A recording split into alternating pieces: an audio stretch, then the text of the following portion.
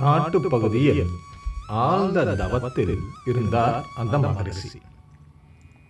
அவர் தவத்தின் போது கண் திறக்காமல் தினமும் ஒரு முறை கையை நீட்டுவார்.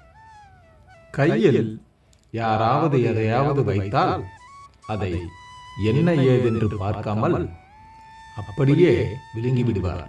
முனிவர் கையை நீட்டும் நேரம் பார்த்து பக்தர்கள் நறுக்கிய கனிகள், அப்பம் முதலியவற்றை வைப்பார்கள்.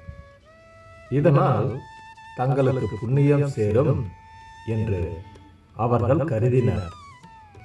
ஒரு நாள் அந்த நாட்டின் அரசன் வேட்டைக்கு வந்தான்.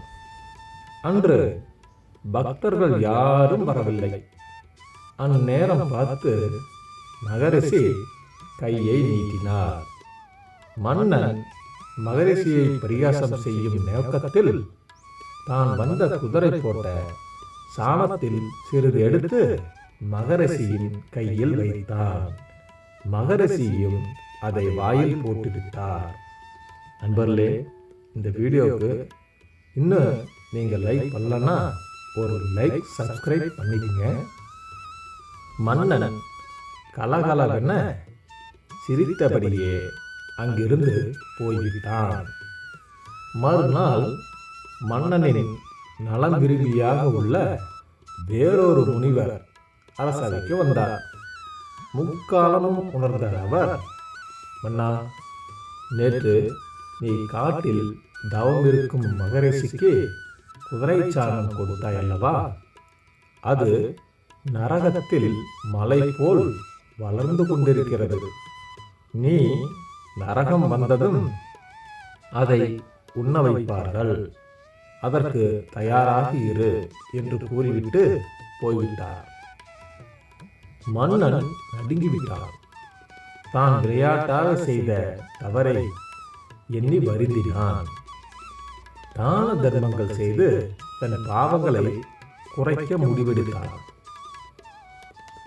அரண்மனை நந்தவனத்தில் ஒரு குடில் அமைத்து அங்கேயே தங்கினான். அரண்மனை ஆடம்பர சுகத்தை மறந்தான். தன் நாட்டில் உள்ள இளம் பெண்களை குடிலுக்கு வரவழைத்து அவர்களது திருமணத்துக்கு தேவையான நகை, பணம் கொடுத்து பாவம் செய்வதின் கெடுதல் பற்றி எடுத்து கூறி அனுப்பி வைத்தான். இது நாள்தோறும் நடைபெறும் ஒரு நிகழ்வாக மாறிவிட்டது. அரசனின் இந்த தினசரி வழக்கத்தை அந்த நாட்டில் சிலர் வேறு மாதிரியாக கதை கட்டி விட்டனர். மன்னன் இளம்பெண்களை தவறான நோக்கில் குடிலுக்கு வரச் சொல்கிறான். தவறுக்கு கூலியாக நகை, பணம் தருகிறான் என்று திருத்தி கூறினர். இப்படியாக பல விமர்சனங்கள் வந்த வண்ணம் இருந்தன. ஒரு நாள் கற்பு கரிசியான பெண்ணொருத்தி பார்வையற்ற தன் கணவருடன் அரசனின் குடில் முன்பாக நின்று யாசகம் கேட்டாள். அந்த கணவன், நீ யார் வீட்டு முன்பு இப்போது நிற்கிறாய் என கேட்டான். அரசன் அமைத்திருக்கும் குடில் முன்பு என்று பதிலளித்தாள் அந்த பெண்.